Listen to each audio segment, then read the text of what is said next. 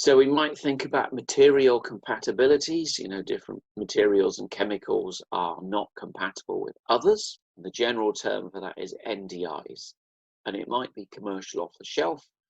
J, we need to include software, including software developed elsewhere.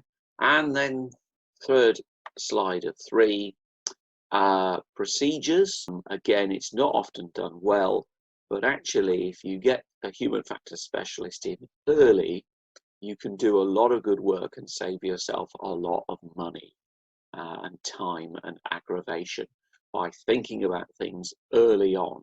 We need to think about life support requirements if the system is crewed or staffed in some way, and thinking about, well, what happens if it crashes? We've got A to T. We've got an awful lot of stuff there to consider. Table 3 is the risk matrix, and 882 has a standard risk matrix, and it says use that unless you've got a tailored matrix for your system that's been approved for use.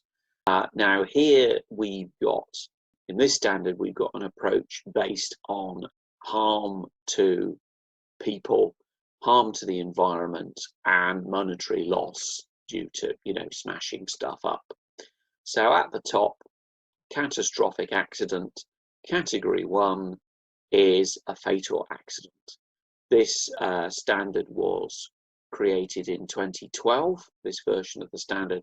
Minimal environmental impact or monetary loss of less than $100,000. So that's fairly easy to do in this standard worst case reasonable scenario for an accident. Yeah, so that's bad practice, is to massage the figures down to a level where you say, well, actually, I don't need to bother thinking about this at all. So unlikely for an individual item that we might assume that the occurrence won't happen at all. And sometimes it's helpful to think about an individual system, and sometimes it's helpful to think about a fleet where you've got relevant experience and say, well, the fleet that we're replacing, we had a fleet of 100 of these things, and we had this went wrong every week or every month or once a year, or it only happened once every 10 years across the entire fleet.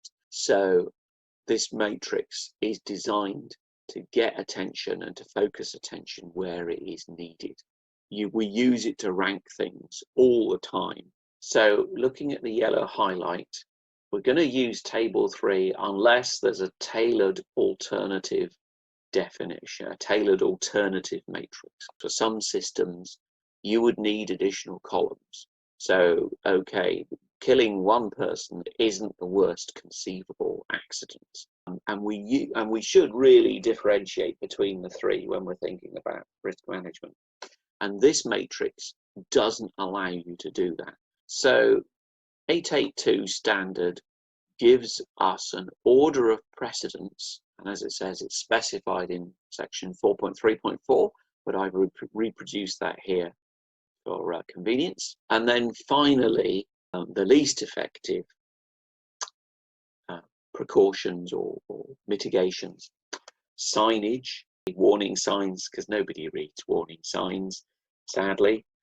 Procedures, if you ride a bicycle, it's the law that you wear a bike helmet.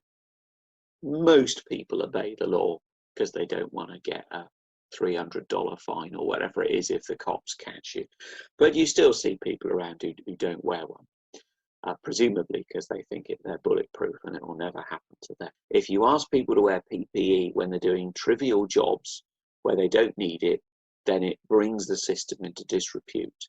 And then people end up not wearing PPE for jobs where they really should be wearing it. It's the law in the UK, for example, expressed slightly differently. And that's another reason why we want to get in early in a project and think about our hazards and our risks early on. Because it's cheaper at an early stage to say, okay, we will insist on certain things in the design. So we want to insist that they identify hazards, hazardous locations, either getting it for the client or the client supplies it, says to the contractor or whoever's doing it. So it doesn't actually say constantly the environment, but we do need to specify that as well as, and hopefully that should be in the concept of operations. And any specific hazard management requirements. For example, what matrix are we going to use? and jet fighters tend to fly a lot of the time in the middle of nowhere.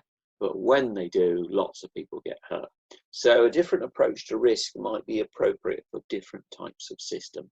So he asked what and why and when and who, sorry, and how and where and who. And I ask these stupid questions.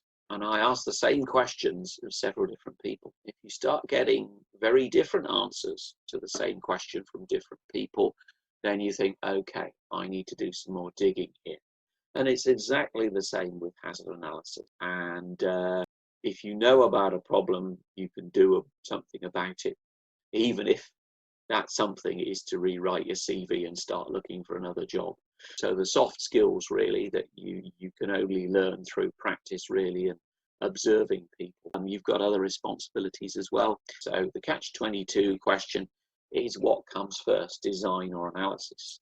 Maybe the old system we just bought, the vehicle, we didn't buy the support system, we didn't buy the weapons, we didn't buy the training, whatever it might be. But to be honest, if there's no other way of doing effective early analysis, then spend the money and do it early. Because so many times I've seen people go, oh, we haven't got time to do that. You do it a third time and it sort of is barely adequate, and then you move forward. Thank you very much for listening. And it just remains for me to say, come and watch some more videos on Mil-Std-882E. There's going to be a complete course on them, and you should be able to get, I hope, a lot of value out of the course.